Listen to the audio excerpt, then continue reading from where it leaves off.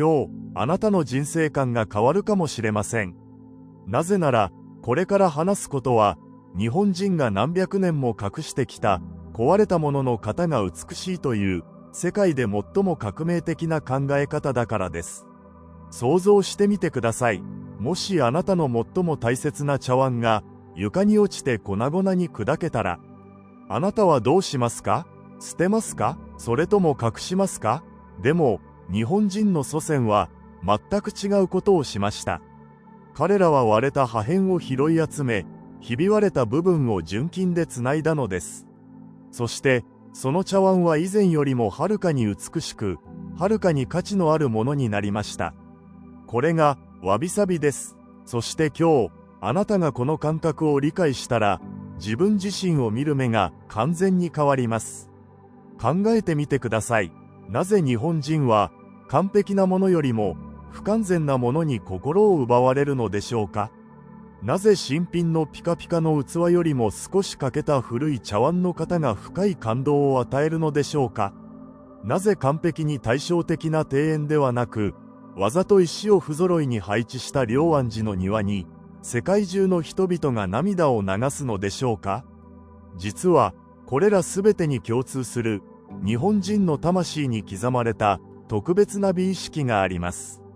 それが、わびさびです。でも、ほとんどの日本人でさえ、この言葉の本当の意味を説明できません。わびとは、不足の中に豊かさを見つける心。さびとは、時間の経過の中に美しさを見出す心。つまり、わびさびとは、不完全さこそが、最も完璧な美であるという、世界で最も深遠な美の哲学なのです。ここで、一つの物語を話しましょう。室町時代、ある将軍が大切にしていた中国製の茶碗がありました。ある日、その茶碗が誤って割れてしまいました。将軍は深く悲しみ、修理のために中国へ送り返しました。数ヶ月後、茶碗が戻ってきました。しかし、修理された茶碗を見て、将軍は愕然としました。割れた部分は、醜い金属の釘で無理やりつながれていたのです。その瞬間、日本の職人たちは気づきました。私たちは傷を隠すのではなく、祝福するべきではないかと。そして生まれたのが、金継ぎです。割れた破片を、漆と純金の粉でつなぐ技術。でも、これは単なる修理技術ではありません。これは哲学です。金継ぎされた茶碗を見てください。金色に輝く亀裂は、まるで稲妻のように木を走り、その茶碗に新しい命を与えています。割れる前よりも美しい。割れる前よりも価値がある。割れる前よりも愛されている。なぜなら、その亀裂は物語だからです。実は、わびさびはあなたの日常にも溢れています。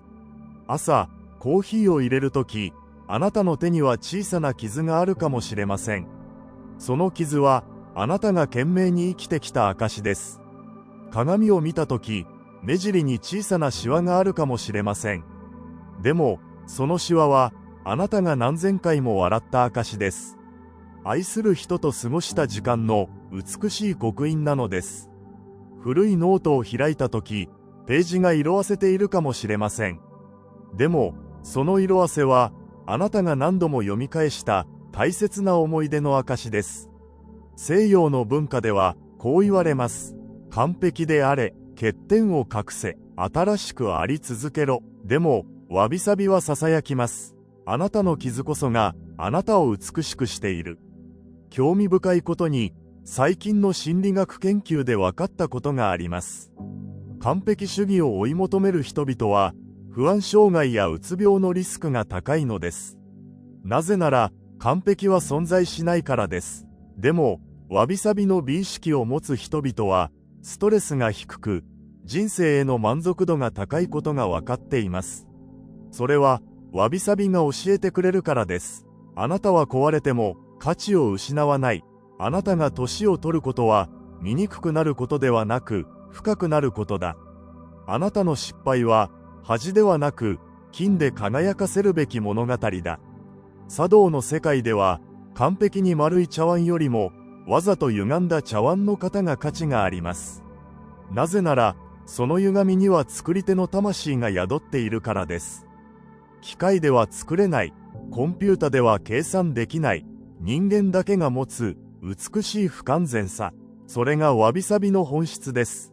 ある秋の日、京都の小さな茶室で、私は一人の老人と出会いました。彼の手には、金継ぎされた古い茶碗がありました。私は尋ねました。この茶碗はいつ割れたのですか？老人は静かに微笑んで答えました。50年前、妻が亡くなった日に、私の手から落ちたのです。私は泣きながら破片を集めました。捨てることもできました。でも、この茶碗には妻との思い出が詰まっていました。だから、金継ぎで修理しました。そして気づいたのです。この金色の亀裂は、妻との別れの痛みです。でも同時に、妻と過ごした美しい日々の証でもあるのです。この茶碗は、割れる前よりも私にとってはるかに大切になりました。なぜなら、痛みも喜びも、すべてが一つになっているからです。その瞬間、私は理解しました。わびさびとは、人生のすべての瞬間を美しいと受け入れる勇気だと。現代社会は、私たちに嘘をつきます。完璧でなければ価値がないと。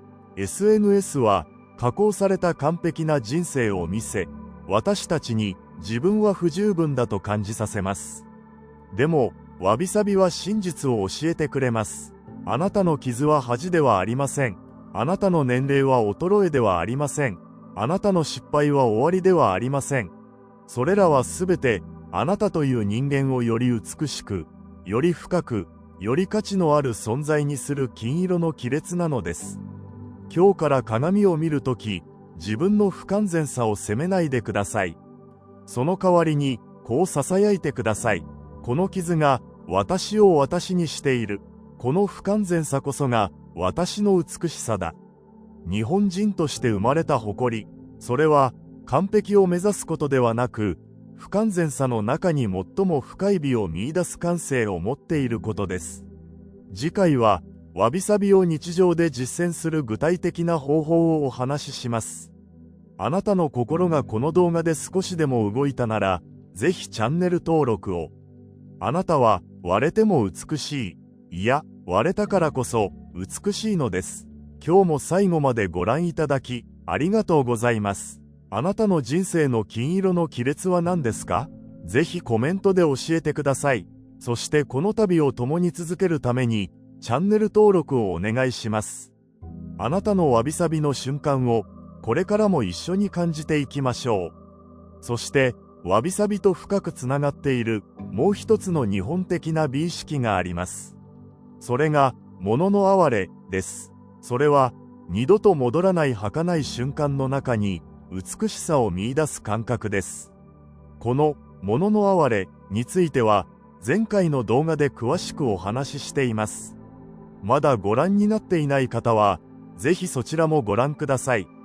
きっと、わびさびの世界をさらに深く感じられるはずです。ぜひコメント欄で、あなたの感じたことや体験を教えてください。